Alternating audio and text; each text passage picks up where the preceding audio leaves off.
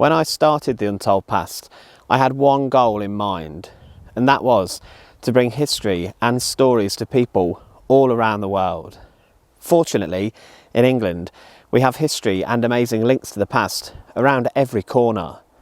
But I had one belief, that the channel one day would take off and it would become my day job, walking around historical ruins, castles, churches, going all around the world and bringing you some incredible stories that you probably haven't heard of. And that's why I'm here today at Bolingbroke Castle. Around 4 years ago, I came here for the first time. I poked around the remaining ruins, and truth be told, there isn't really much here today to come and see.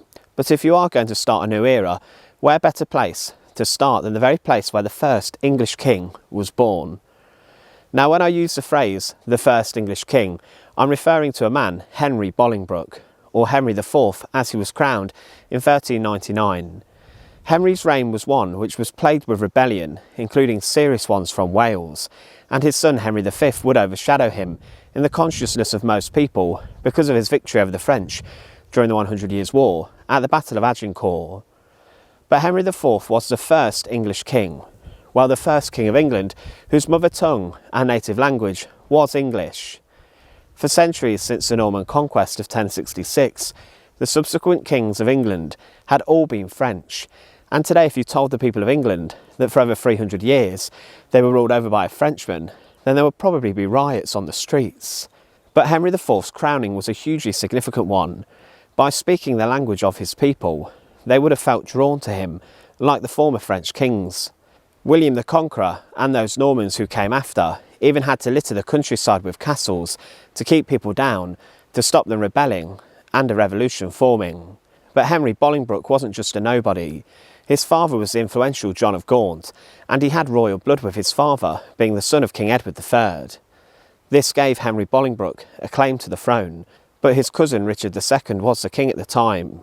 Many lords knew of Henry's royal blood, and they moved in to overthrow Richard and place Henry on the throne. But it was here where Henry was born, and the castle itself would have been, during the medieval period, a huge and imposing structure. Today the many different towers like the one behind me that once stood are a shadow of their former size, the ruins showing how thick the walls were, intended to keep someone out. It is today a rather unremarkable castle and site. Many people who would visit here would be excited to visit a castle and come across a place surrounded by a moat, with no amenities, no gift shop, no toilets, nothing. There isn't even any staff here to tell you the story of the castle, just a few placards scattered telling people these were the kitchens, this was the gatehouse, and a prison was here.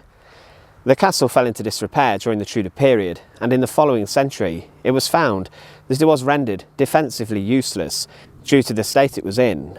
But after the English Civil War, Cromwell's forces, as they would all across England, took a huge amount of gunpowder to the structure to make it unusable by any future army. But there is a problem with Bolingbroke Castle. It may not be around forever. The castle is made from local greenstone from Spilsby, just literally up the road, and this is rather prone to weathering and is considered a substandard building material, meaning that Bolingbroke Castle, which has stood here since the year 1220, may not be here in another 800 years. So do come and visit. But there is a charm to this place. It's quiet, peaceful, offers a glimpse into the past, and contains that brilliant nugget of history that the first English king was born here.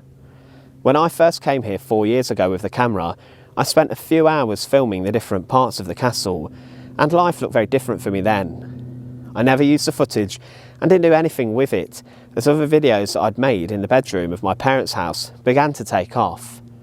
I'd lost what I always wanted to do, and that was to tell stories and bring history to people, as many people as I can all around the world. Let's get back to doing that, shall we, and follow along for the journey.